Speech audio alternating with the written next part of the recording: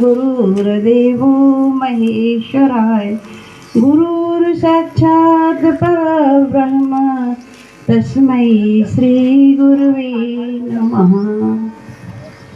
मेरा मुआर टोला में आना तो बिल्कुल अनिश्चित जैसा था। कोर्ट में केस भी था, सब मेरे पति भी शिक्षक हैं उस बेस से, परंतु एक सौभाग्य की बात है, एक संयोग की बात है। नदी नाव जैसा संयोग होता है ऐसा इस गांव से मेरा भाग्य जुड़ा था, इसलिए मेरा आना हुआ। और मेरे पास जो है मैं बच्चों को देना चाहूँगी। बच्चे प्रतिदिन आए और पालक प्रतिदिन भेजें। हम में जो क्षमता है हम बच्चों में उतारें, वही हमारी योग्यता कहलाती है। बच्चे प्रतिदिन आना चाहिए। और मैं एक दृष्टांत सुनाना चाहती हूँ कि हम आज जो हैं शिक्षक हैं, वो हमारे पिछले जन्मों का वो रहता है पुण्य प्रताप। मेरे पति भी शिक्षक हैं, छोटा बेटा भी पुलिस में हो गया है। और परंतु हम जैसे दान पुण्य करते हैं तो उसका हमको अगले जन्म में मिलता है। और जैसे गरीब है जो अपने स्तर से दान जरूर करना चाहिए, क्योंकि दान से धन पवित्र होता है, ऐसा मेरा व्यक्तिगत अनुभव है। जैसे कोई बड़ा है तो अपने स्तर से करे, लेकिन जो नहीं दे सकता तो वो अपन गाय को और चींटी को तो दे ही सकते हैं। हमारे एक दादाजी थे आमगांव वाले, लहरिया दादाजी, गायत्री परिवार से जुड़ी हुई हूँ मैं। तो वो हमें कहते थे कि पुष्पा हम बासी खा रहे हैं। हम कहते थे दादाजी कैसे बासी खा रहे हैं? अरे कहीं पिछलो जन्म में करो हूँ, जब तो बढ़िया दो ही पति पत्नी हो।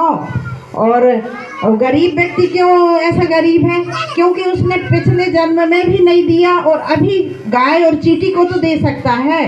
अगर वो उनको भी नहीं दे रहा है तो वो और गरीब बनेगा। जैसे स्टेशन पर रहते हैं सब अपने स्तर से, हम जो भोग योनि है ये मृत्यु लोक में, ये मनुष्य की भोग योनि है। जो हम करते हैं वो तुरंत नहीं, हमें पिछले जन्म का मिलता है।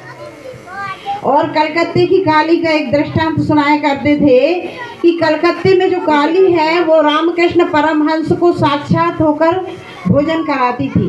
वो थाली लेके उस भाव से जाते थे कि लो माँ भोजन करो, तो वो माँ बोलती थी, साक्षात उसमें से मूर्ति से निकल आती थी, कहती थी कोई माँ अपने बच्चे को खिलाए बगैर भोजन नहीं कर सकती। तो कलकत्ते की काली अपने हाथ से रामकृष्ण परमहंस को खिला रही है और रामकृष्ण परमहंस अपने हाथ से काली।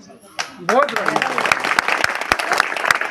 समय बाद ऐसा हुआ कि उस कलकत्ते की काली की कोई जीभ निकाल के ले गया। तो लोगों ने ये कहा कि देखो रामकृष्ण परमहंस को साक्षात भोजन कराने वाली काली अपनी जीभ की रक्षा नहीं कर सकती।